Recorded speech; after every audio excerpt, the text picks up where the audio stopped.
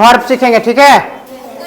Verb जो tense में हमेशा काम आएगा, बिना वर्ब का काम चलेगा ही नहीं। कोई भी वाक्य अगर बनता है, हिंदी में हो या अंग्रेजी में हो या किसी भी भाषा में हो, उसमें क्रिया की आवश्यकता होती है। टेंस बनाने में वर्ब की आवश्यकता होगी, है ना। अब देखिए आप, वर्ब मतलब क्रिया, क्रिया का मतलब काम, याद रखिएगा जो काम होता है उसी को वर्ब बोलते हैं। अब ध्यान दीजिए, जिन शब्दों से किसी काम का होने का बोध होता है उसे हम वर्ब मानते हैं। माने किसी भी प्रकार का काम का होने का बोध होगा तो उसको क्या मानेंगे? वर्ब। जैसे यहां देखो, ऐसी मुख्यतः इंग्लिश में टू गो मतलब जाना होता है। टू गो मतलब क्या होता है? जाना। लेकिन हम लोग लिखते हैं जाना का इंग्लिश क्या? सिर्फ गो, है ना। आना का इंग्लिश टू कम होता क्या? आना का इंग्लिश टू कम, लिखते हैं कम। और ये जो गो और कम है, ये वर्ब का पहला रूप है। एकदम सिंपल बात याद रखना है कि ये जो टू गो टू कम, जिसको हम कम और गो लिख रहे हैं, ये वर्ब का पहला रूप है। अब अंग्रेजी अनुवाद जब हम करते हैं तो टेंस में जो तीन टेंस है, तीनों का जो चार चार रूप है, चारों में अलग अलग टेंस में अलग अलग वर्ब के रूप का प्रयोग होता है। एकदम सिंपल बात याद रखना है। मान लो कि ये पांच रूप वाले है कौन, ये जान लेते हैं। पांच रूप कौन है? आप देखिए, एक को बोलते हैं V1, दूसरा V2, V3, V4, V5। कोई बता सकता है? बोलो कोई, किसी को नहीं पता।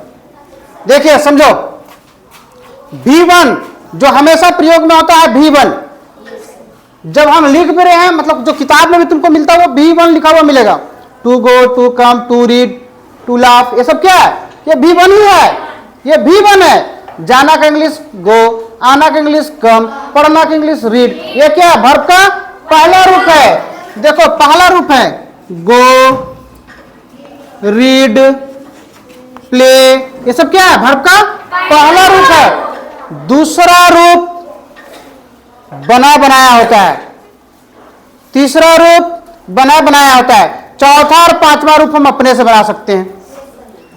ध्यान दो, जिसमें V1 का प्रयोग होता है जिस टेंस में, उसी टेंस में V5 का भी प्रयोग होता है। गो में यस या ईएस, देखो V1 में यस या ईएस लगा के हम बनाते हैं V5। गो में ईएस लगा दिए, V5 हो गया। रीड में एस लगा दिए, ये V5 हो गया, वर्ब का पांचवा रूप। प्ले में हाँ एस लगा दिए, ये वर्ब का पांचवा रूप हो गया। तो ये वर्ब का पहला रूप और वर्ब का पांचवा रूप प्रेजेंट इंडेफिनिट टेंस में प्रयोग होता है। ठीक है, किसमें? प्रेजेंट इंडेफिनिट टेंस में। जब प्रेजेंट इंडेफिनिट टेंस में चलेंगे तो बताएंगे। फिर आप आइए, वर्ब का जो दूसरा रूप होता है और वर्ब का जो तीसरा रूप होता है, ये बना बनाया है, बताइए। और ये वर्ब का जो चौथा रूप है, इसको हम खुद बनाते हैं। वर्ब का चौथा रूप कैसे बनाया जाता है, बताओ कोई? अब समझ में आ गया, अब समझ में आ गया ना। वर्ब में ING लगा के वर्ब का चौथा रूप बनाया जाता है। तो गो में क्या लगाएंगे? ING, गोइंग चौथा रूप है। रीड में गुड, रीडिंग चौथा रूप है, गुड। प्ले में ING जोड़ देंगे, मतलब वर्ब में ING लगा के चौथा रूप बनाया जाता है। वर्ब में ING लगा के चौथा रूप बनाया जाता है। और वर्ब में यस या ईएस लगा के पांचवा रूप बनाया जाता है। अब ये दूसरा और जो तीसरा रूप है आपका, ये बना बनाया है, इसको बनाते नहीं है, कोई इसका रूल नहीं है ना। जो किताब में मिला, जो बोलचाल की भाषा में हमेशा प्रयोग करते आ रहे हैं, उसी को हम बोलते हैं और उसी के आधार पर लिखते हैं। जैसे गो का दूसरा रूप क्या हो जाता है? गेन, इसका हो जाता है गोल, तीसरा रूप गोल। रीड का रीड लिखाता है लेकिन पढ़ाता है रेड, स्पेलिंग सेम होगा इसमें भी, है ना। दूसरा और तीसरा रूप क्या है? लिखाता रीड ही है, स्पेलिंग सेम, लेकिन जब हम प्रयोग करते हैं इसका तो रेड पढ़ते हैं। एक और लेते हैं प्ले का, YED, है ना, PLAYED, माने ED इसमें जुड़ा है ना। तो क्या बन गया? वर्ब का दूसरा रूप। तीसरा रूप भी ऐसे ही बन जाता है, बन गया। बात समझ में आ रहा है नहीं? वर्ब जो सभी टेंस में इसका प्रयोग होता है और सब टेंस में वर्ब का अलग अलग रूप का प्रयोग होता है। तो याद रखना है, V1 सिंपल, जिसका हम प्रयोग करते हैं, जो बुक में हमेशा मिलता है हमको, वर्ब याद करने के लिए पहले इसी को मिलता है। दूसरा रूप बना बनाया होता है, तीसरा रूप बना बनाया होता है, चौथा रूप हम अपने से बना सकते हैं ING लगा के, और पांचवा रूप यस या ES लगा के। ये है आपका वर्ब। वर्ब में कोई दिक्कत है? नहीं ना? क्योंकि हम बता चुके हैं कि जब भी हम बनाते हैं, जब भी हम टेंस बनाते हैं, तो पहले क्या लिखाता है? सब्जेक्ट, तब हेल्पिंग वर्ब, तब वर्ब, तब ऑब्जेक्ट, तब कॉम्प्लीमेंट। सब्जेक्ट का आपका कंप्लीट हो गया, पहले आपका हेल्पिंग वर्ब भी कंप्लीट कर दिए, ये वर्ब है, इसके बाद ऑब्जेक्ट और कॉम्प्लीमेंट, है ना? तो आप इसको उतार लीजिए, उतारिए इसको आप। चलिए V1, V2, V3 और हम देखते हैं। मान लो कि कुछ अलग, जो अलग अलग होता है, जैसे लिखना, लिखना का इंग्लिश क्या होता है?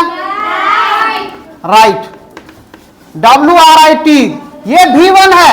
V2 क्या बनेगा? रोड, है ना? ये देखिए रोड बन गया। और V3 क्या बनता है? रिटेन, है ना? बात समझ में आ रहा है कि नहीं? अब आप ही लोग बताइए V4 कैसे बनेगा? गुड, राइट में ING, लेकिन E हट जाएगा। और पांचवा रूप राइट्स, कोई दिक्कत कहीं पे? हो गया ना? है ना?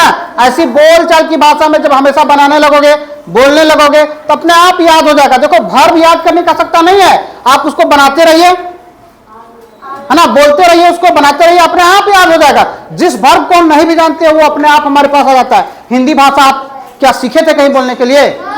इसमें जितने शब्द है कहीं सीखे थे कि सुनते सुनते बोलते बोलते सीख गए? होता है नहीं? तो साफ बात है, जिस चीज को आप हमेशा सुनेंगे, जिस चीज को आप हमेशा बोलेंगे, वो अपने आप आपको याद हो जाएगा। इसलिए बस एक बार इस कॉन्सेप्ट को आप क्लियर कीजिए, कहीं कोई दिक्कत नहीं होगा। कहीं कोई दिक्कत? इसको आप गार्जियन के सामने में देखेंगे कल, है ना? आज हम इसको बनाकर डाल देंगे, ठीक ना? ठीक है, तो समझने में अच्छा लगा? बहुत बढ़िया लगा? चलो, थैंक यू।